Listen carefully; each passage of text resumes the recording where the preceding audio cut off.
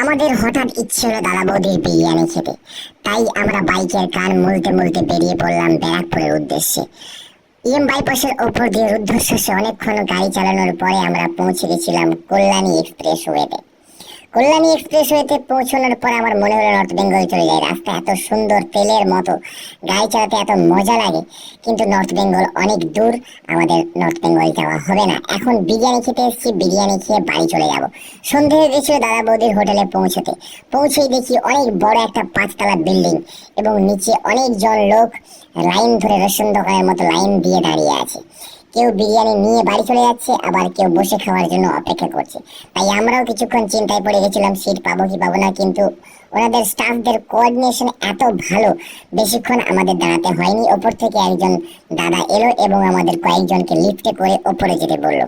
তাই আমরা কয়েকজন আস্তে আস্তে লিফটে করে ওপরে চলে গেলাম।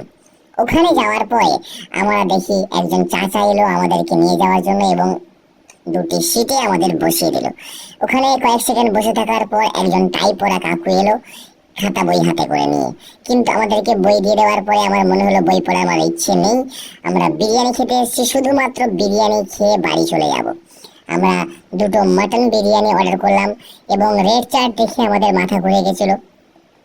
দুটো মাটন বিরিয়ানি 380 টাকা করে মাটন বিরিয়ানি। আমরা দুটো মাটন বিরিয়ানি বলে দিলাম এবং আমরা তার সঙ্গে স্যালাড এবং রায়তা অর্ডার করলাম। আমি ওকে জিজ্ঞেস করলাম বিরিয়ানি কেমন লেগেছে, ও বললো চোখ বড় বড় করে খুব ভালো হয়েছে। কিন্তু আমার মোটামুটি লেগেছে। কিন্তু বিরিয়ানির থেকে আমার ভালো লেগেছে ওনাদের হোটেল, ওনাদের ব্যবস্থাপনা এবং স্টাফ এবং কোঅর্ডিনেশন খুব ভালো লেগেছে। তাই যদি কারোর ইচ্ছে থাকে অবশ্যই যেতে পারো দাদা বৌদি হোটেল ব্যারাকপুরে। আমরা বিরিয়ানি খাওয়ার লিফটে করে আস্তে আস্তে নিচে চলে যাওয়ার পরে আমরা দেখতে পেলাম অনেক লোক আরো ভিড় করে দাঁড়িয়ে আছে, মেলার মতো লোক বেড়ে গেছে বিরিয়ানি খাওয়ার জন্য। আমরা টেনশন হচ্ছিল যে আমরা বেরোতে পারবো কি পারবো না, কিন্তু আমাদের কোনো সমস্যা হয়নি। আমাদের স্টাফরা বললো আস্তে আস্তে করে চুপচাপ বেরিয়ে যেতে। তাই আমরা লিফট থেকে বেরিয়েই চুপচাপ আস্তে আস্তে করে বেরিয়ে গেলাম এবং আবার বাইকের কান মুলতে মুলতে বাড়ি চলে এলাম, কোনো সমস্যা হয়নি। ভিডিওটি ভালো লাগলে লাইক কমেন্ট অবশ্যই করতে পারেন।